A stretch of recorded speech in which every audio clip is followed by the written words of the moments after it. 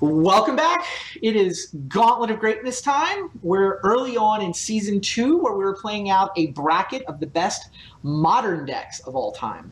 Well, the best modern decks of the current time, which is basically all time when it comes to modern, but not trying to mess with ban lists or anything. Just looking at what are the best decks in modern right now. We're focusing in on the dark bracket this week.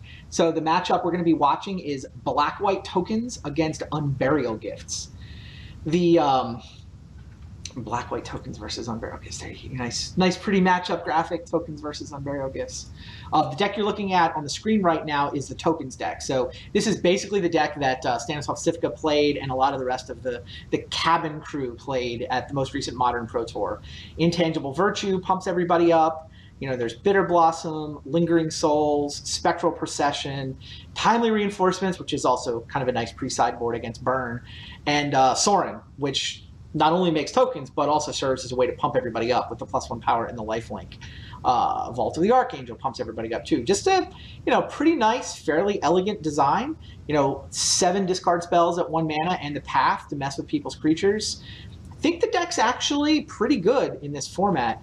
The opponent this time around is the winner of the vote-in. This is a Gifts Rights deck. So the basic combo is you play Gifts Ungiven, and instead of getting 4 cards, you only get 2.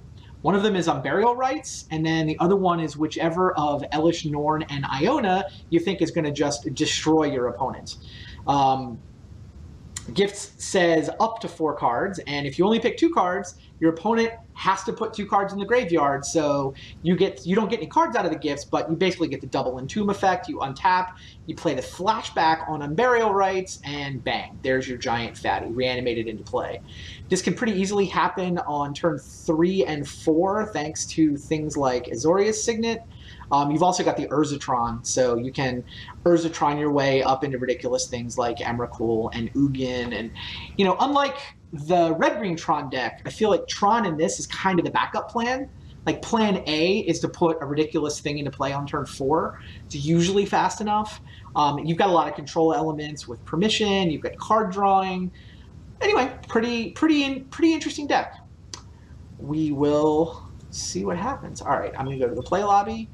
I am going to host a match there, and Shadow, you can join me.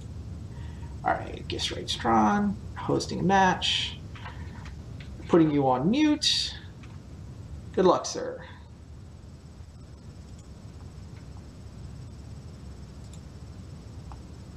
All right, here we go.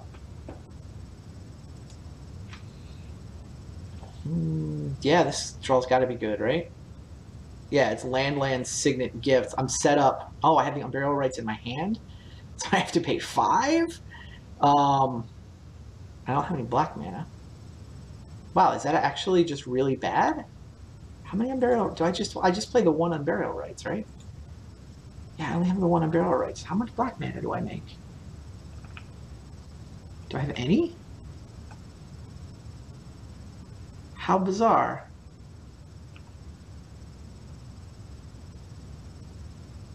I drew the Unburial Rights. So I can't do my combo. I have to get it into my graveyard with, like... That's what these Thirst for Knowledges are for. It's just the Thirst for Knowledge, though? What a bizarre draw. So that turns this draw into something that's actively bad. I have 2/3 of the Urzatron. I have Azorius Signet. I have no way to turn gifts into black mana, nor can I get enough things to discard. I think that turns it into a mulligan? I mean, if I gift for thirst and he doesn't give me the thirst, it's kind of a catastrophe. I mean, I think this draw would be great if I could get the Unburial Rights into my graveyard. I guess I can value gifts.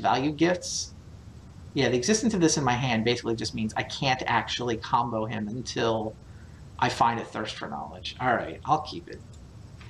It feels flawed. I don't know. I wish there was a way I could gifts for enough discard spells. Thirst for Knowledge and, I guess Thirst, Snapcaster. Probably just throw both of those into a gifts and hope.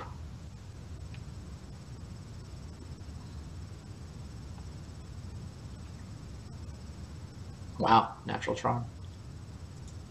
We have infinite mana. So next turn I'll have what? 8 mana?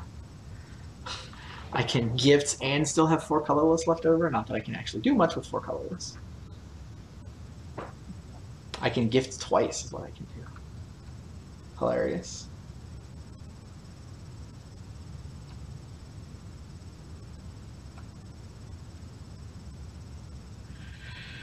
So, Natural Tron, which is exciting. I think I'm just going to put the second Signet into play and set up for a gift. Yep.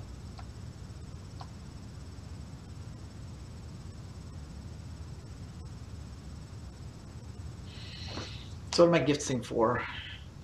It's clearly got to start with a value gifts. It's going to have a Thirst for Knowledge in it. It's going to have a Snapcaster in it. Swing and a miss.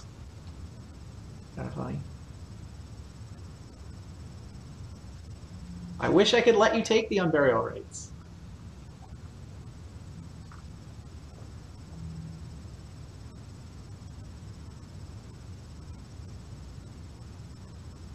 Gifts for Ugin. I mean, I'm not guaranteed to get it, but it's clearly a good card. By getting Ugin, I'm very likely to get the other cards.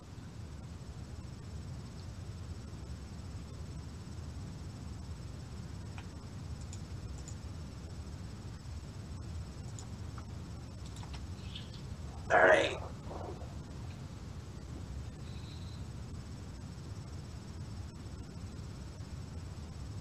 I don't even know if I want to get... If I gift for Ugin, it just goes to my graveyard. I mean, what are the crazy bombs I could get? Ugin... I can Sphinx's Revelation. I have, what, 7, 8, 9? I can Sphinx's Rev for 6, which actually get me to the point where I can discard Unburial Rights, hilariously enough. So Rev is good. I think if I get Thirst, Snapcaster, Rev, and a Gifts... There's no way he's giving me Ugin. So I don't want to put it in the graveyard because I can't get it back from there. Yeah, I think it's Thirst, Snapcaster, Gifts, and Sphinx's Revelation. We'll try that. I am surprised there's 0 black mana in this. I see the chat talking about this. I'm a little bit surprised there's no black mana. I think that this list is essentially MTG Goldfish to give me the Thirst and the Gifts. Fair enough. I can Thirst right now. Funny. I wonder if I was supposed to throw... Well, he would have given me a fatty if I'd had one.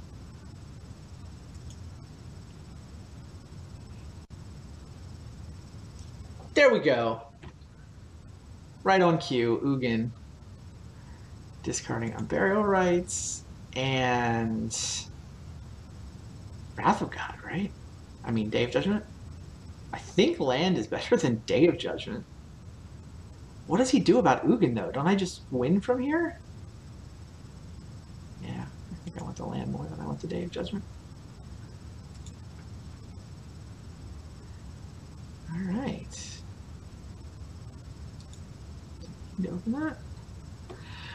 All right, 3, 6, 7, 8, 9. Here, 7, 8. Ugin.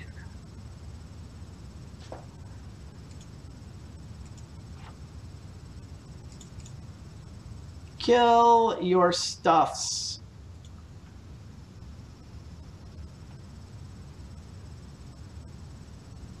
Yeah, I do not know how he recovers from this.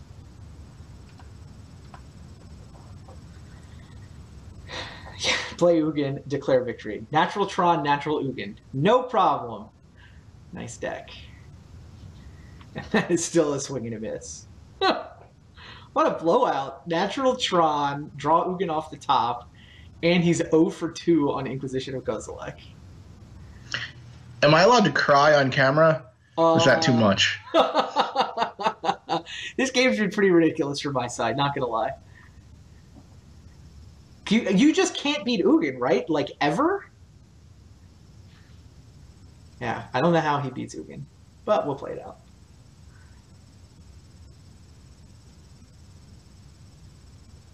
Can I Iona on my turn? I think I can.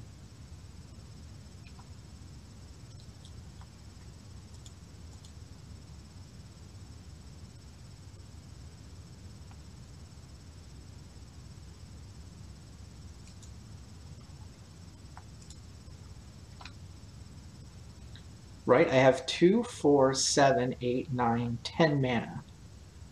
So hilarious.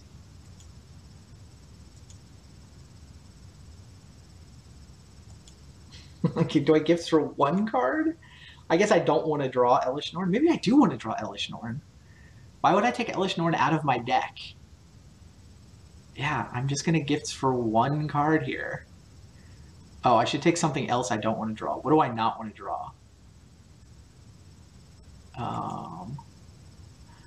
I do not want to draw a Azorius Signet. There, I've made my deck better. He's obliged to put 2 cards into the graveyard. And then we're obliged to cast Unburial Rites, targeting Iona. No white spells for you. Oh, by the way, 3 damage with Ugin. Not bad. Not bad. 4 mana Entomb, no problem. Yeah, black-white tokens. I mean, he does have Path to Exile. I was thinking it would be Elish Norn that was insane against him. But the fact that he plays 4 Path of Exiles makes it Iona. I mean, the only way he deals with Iona is to create death-touching token creatures. Alright, I want Celestial Purge because it kills Bitter Blossom and Sorin. I want Disenchant because it kills Intangible Virtue and Bitter Blossom. Possible that I want negates. I'm at 59 cards.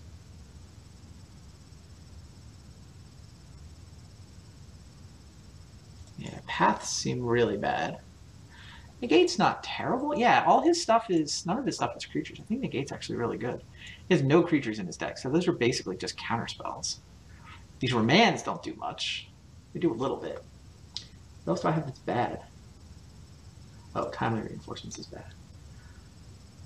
You just run it like this, right? Yeah. Looks pretty good.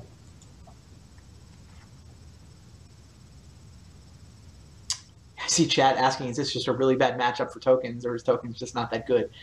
Tokens is decent. There are definitely good matchups for the tokens deck. I thought that it was a good call at the last Pro Tour. I walked away from that Pro Tour thinking this was a decent deck. This matchup looks kind of lopsided, though. I mean, I think tokens, the problem is tokens is playing kind of fair, and Tron just isn't. Right? This Tron deck just goes way over the top.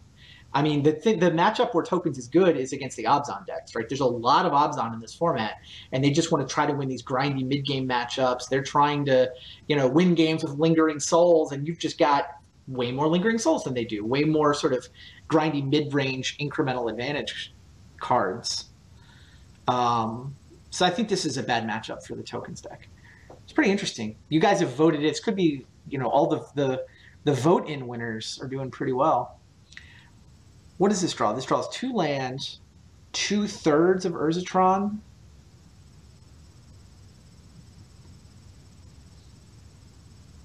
I can purge a Bitter Blossom. I think this is a keeper.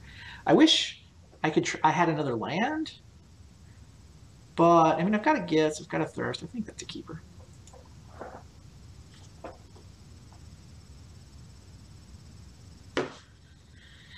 All right.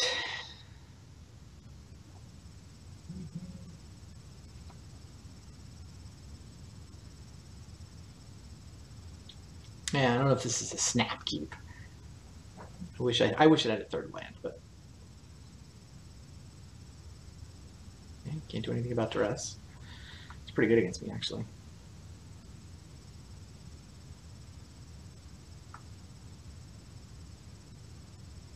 It's kind of interesting how different this bracket actually functions from real Modern. Like if you go to a Modern tournament and you know, oh, there's going to be a bunch of Obzon and a bunch of Burn, and you get a bracket like this, and there's one Obzon, or sort of two if you count the Jund deck. It's, you know, there's two Black-Green X decks in a field of 24. So it's like every deck is such a smaller percentage of the field than it would be at a tournament. It's interestingly different. Not exactly the land I had in mind, but I'll take it. Oh, he took my expedition map. That's annoying. I guess I'll be hopelessly optimistic. No, I'm not going to go. I'm not going to be playing Tron. I'm not going to top deck Perfect Tron. I want to give myself the ability to either purge or cast blue cards. It shouldn't matter, but...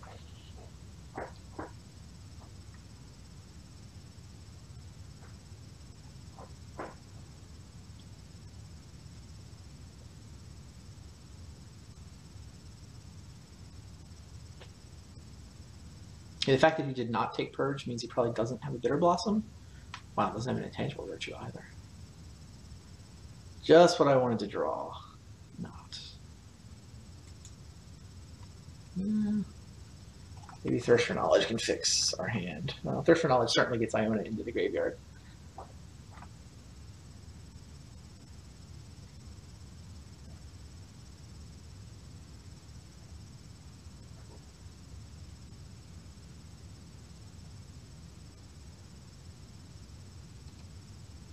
I've been able to keep him off Windbrisk Kites. It's another card that I think is good in general, but there's not a lot of Wrath of God effects floating around Modern. I mean, there's the Jeskai control deck, sort of blue-white-red, Sean McLaren style, and there's this deck. But neither of these has been doing great against the field.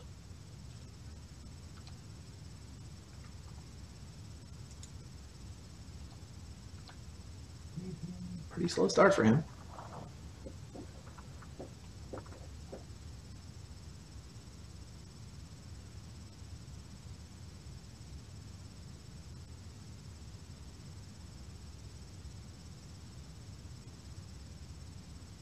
Yep.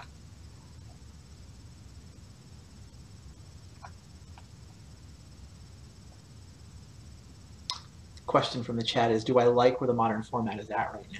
And I think I do. There's certainly a lot of decks.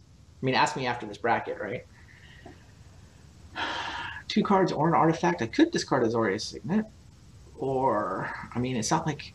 Can I hard cast Iona? Is that a thing that's possible? I mean, there's a second one. I guess if I were to stitch Tron together, I could hard cast Iona. So maybe I'm supposed to discard the Signet and just hold on to all these cards. Weird. I mean, I can also gift for Unburial Rights next turn, but I can Unburial Rights. No, I should discard Iona. Iona plus Remand? What am I doing next turn? I'm playing a Colonnade and a Signet.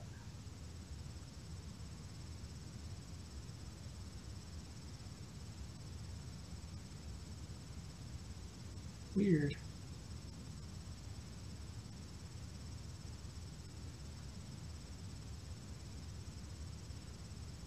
This is all very weird.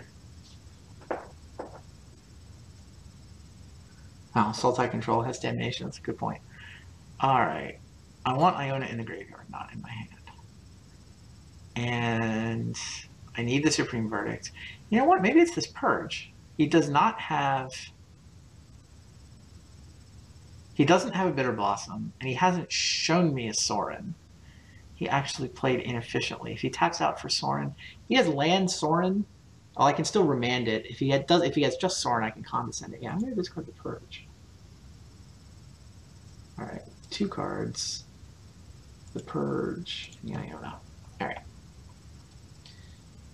Power Plant. That's interesting. Yeah. I'm going to play Power Plant. So now I could play Gifts. I guess I should. Yeah. If I go Signet, then I'm not going to... I'm going to leave up the ability to play Gifts for Unburial Rights. If he doesn't force me to counter something.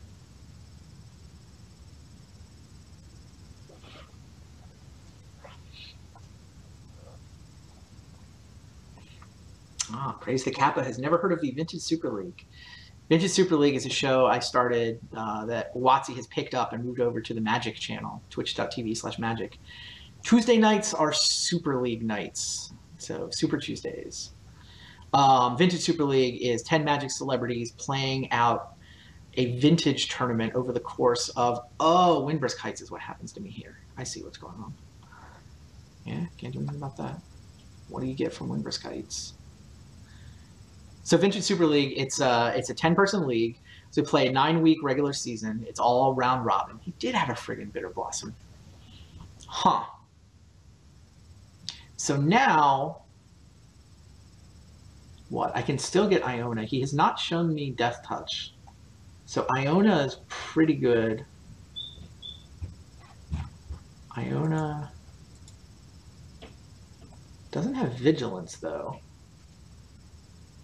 So he eventually swarms me with fairies? I mean, the thing is, I can condescend this.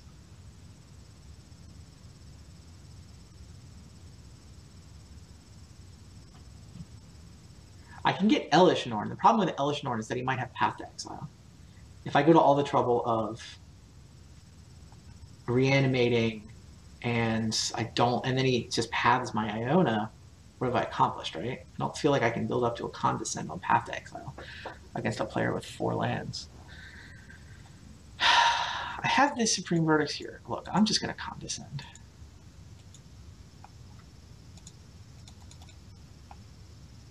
No Bitter Blossom for you.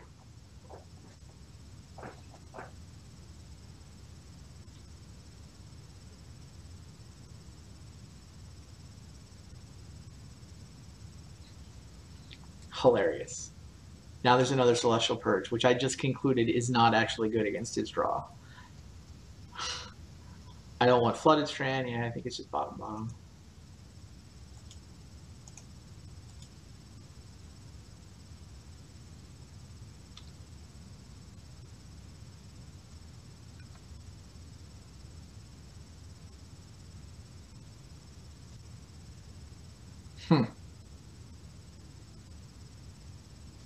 That's annoying. It's really annoying. That's what we get for playing a graveyard strategy, right? Rest in peace, your graveyard. Guess we're playing a value deck now. Which means I'm probably not super eager to gifts here.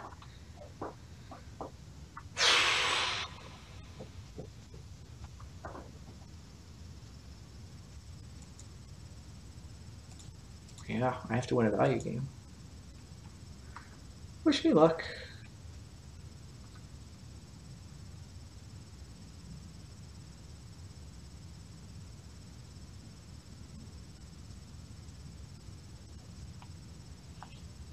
Anyway, so Vintage Super League, Tuesday nights, big tournament. Semifinals are coming up Tuesday of next week. So 6 p.m. Pacific time. It'll be Eric Froelich and Luis Scott Vargas. Yeah, no, I don't want that to happen.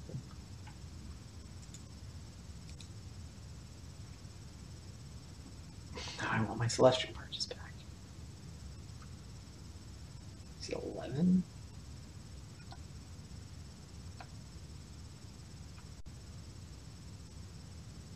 It's not nothing. I kind of want to kill these. His Sorin gets a lot worse if I kill those, right? 1, 2, 3, 4. Oh, I can Colonnade to attack Sorin. I can Batter Skull. No.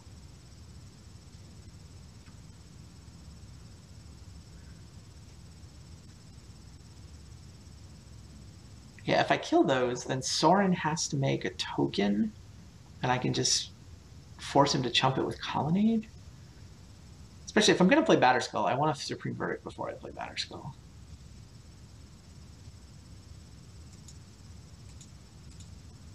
Yeah, I think I just sweep those away, resign myself to Sorin resolving, but between Colonnade and Batterskull, I may be able to keep it at bay, and I hope his draw doesn't have much else. Meanwhile, I get to gift for some things soon. Yeah, Eric Froelich is the #1 player in the world now. Annoying. More tokens. So Vintage Super League semifinals will be the #1 player in the world versus one of the best of all time, Luis Vargas. Tower, Natural Tron, Blam.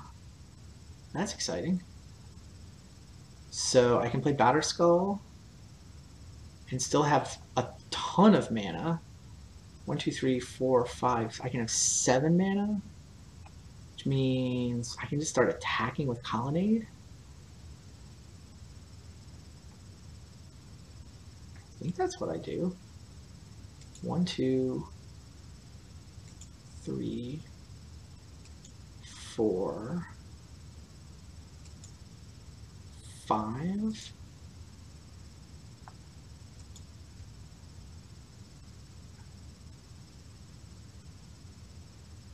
Possible that there's a gift that's better than attacking, but he's at 11.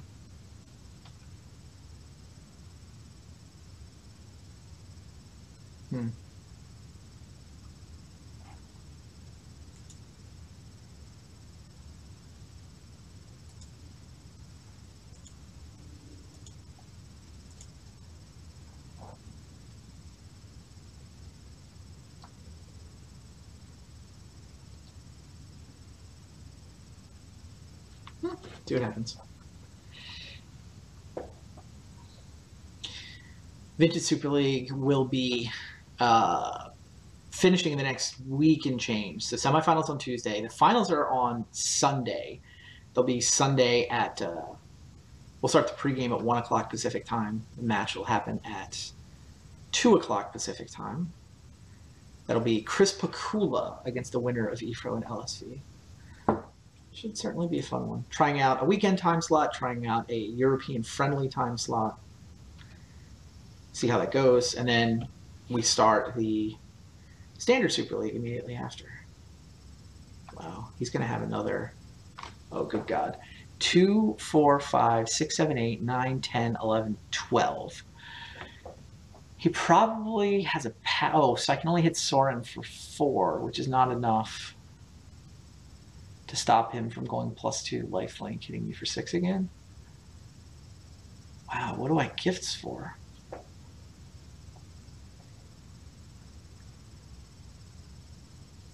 I don't think there's anything that affects my combat step, right? I should just attack him, see what happens, fish out anything before he knows that I have gifts. All right.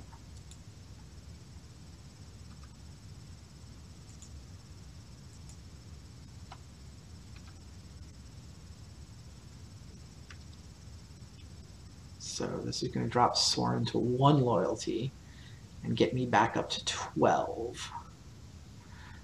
Now the question is, what am I gifting for?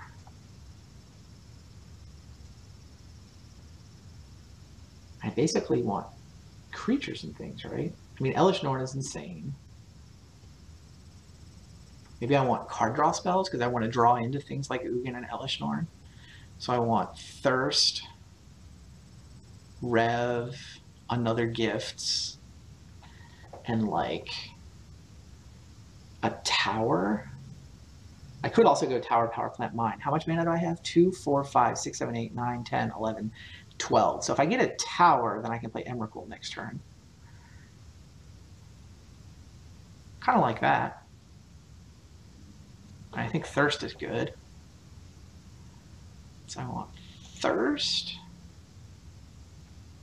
Tower, I don't want to Emrakul. He won't give it to me. I want to leave it in my deck and draw it. Rev? It'd be awesome if I get it. I don't think I'll get it. So what's the other card I want? I think it's just another gift, right? Yeah.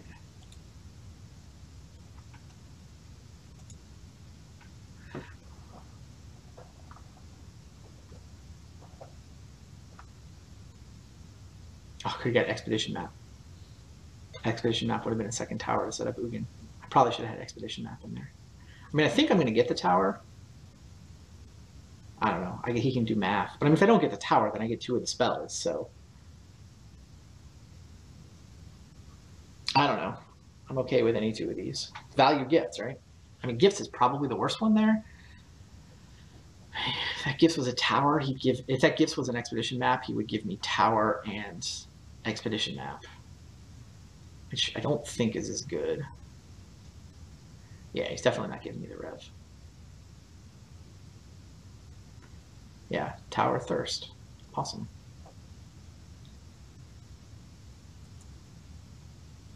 I think I should wait and see what he does before I cast thirst. Right, 1, 2, 3. I have 3, 4, 5, 6. I mean, I could thirst into something like Ugin.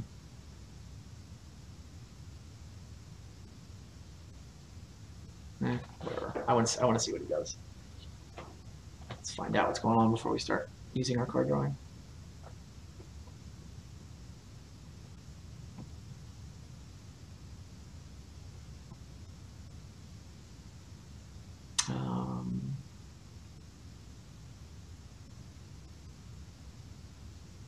I guess we know what he's doing.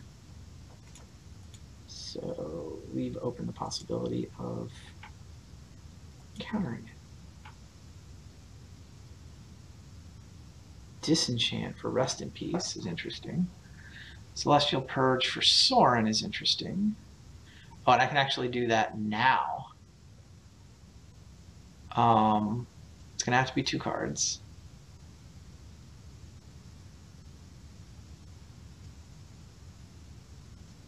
Oh, I should have left a white mana up. Should have tapped mine. Because I'm not going to be able to negate and purge here, which is kind of what I want to do. All right, the purge seems better. Purging Sorin seems better than negating Spectral Procession. But yeah, I totally should have left up 2 colored mana. So disenchant and is it negate? Probably disenchant, negate, keep the gifts.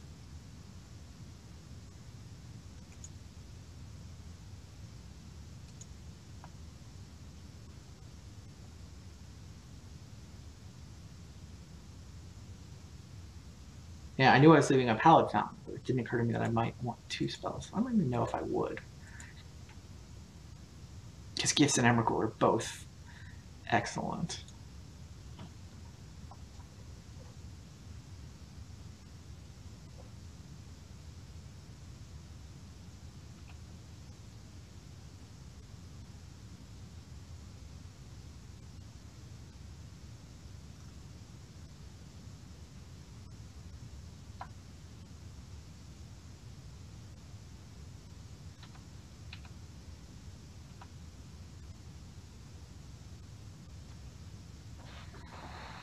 One card left, huh?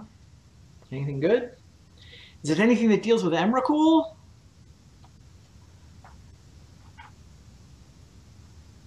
I guess I attack first.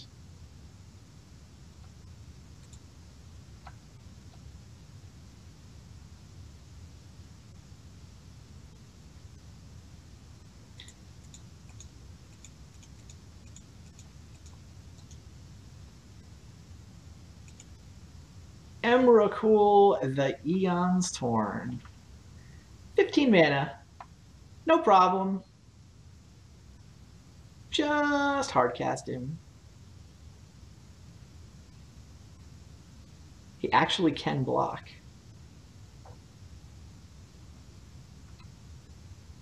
But I'm guessing Annihilator is going to cause him some problems.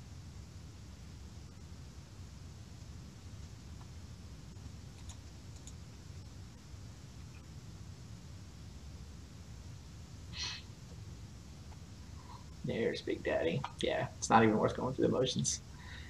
Cool. Gifts wins the match.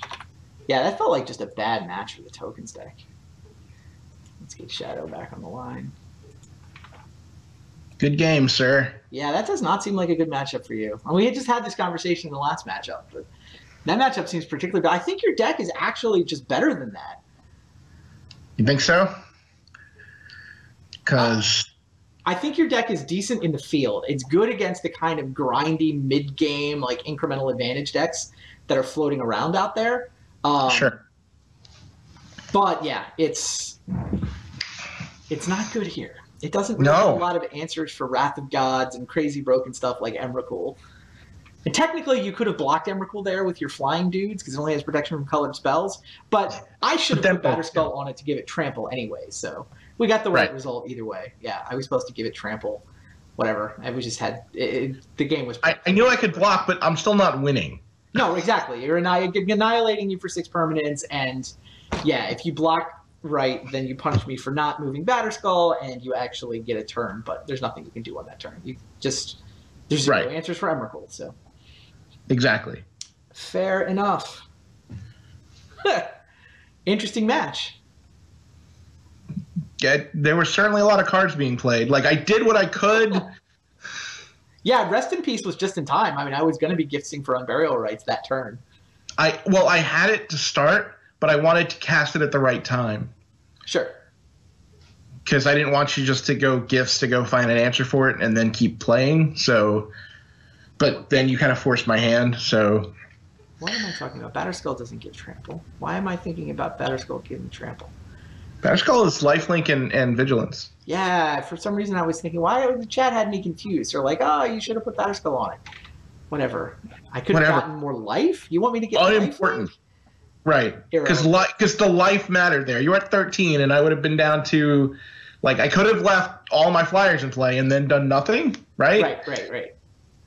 Yeah. Attack 4, keep 1 back, and then annihilate them all. Yeah, like, it's just, there's nothing. Yeah. You could have had a turn to do nothing with. Well, good games. Correct. Good games. Teaches me to pay attention to chat. Hilarious. So let's look at the bracket. Let's see how we got here, where we are moving forward. Unburial Gifts through to the round. You guys voted it in. It mopped up the black-white tokens deck. Unburial Gifts versus Amulet Bloom. That will be an interesting second-round match. Both decks just trying their best to do broken things very quickly. I don't know how that plays out. I think the Bloom deck is the faster broken deck, but I don't know. We'll see what happens. Meanwhile, you can see the other regions and the overall bracket. This was a fun week. I don't know. I had fun. Yeah. You certainly did. Hey, it's been a rough week for me. I've been losing a lot this week. I got knocked out of Ancient Super League on Tuesday. I somehow 1-2'd the Modern Rotisserie draft last night, despite having what I still think was a decent deck. I appreciate you fattening up on my ego a little bit. Yeah, sure. Like, eventually I'm going to get some decks that are going to be better in their matchups. So probably. Well, great. So next week we're going to stream on Monday, right? You're good for Monday? I am good for Monday. All right, we'll get back. I think Monday is going to be our regular date. This week got messed up because I was still traveling back from Brussels from the Pro Tour. But Monday, 3 o'clock in the afternoon Pacific time, 6 o'clock your time, we'll be back with more Gauntlet of Greatness. Season 2 sort of rounding into shape, checking out how all these modern decks play out. See you guys next time.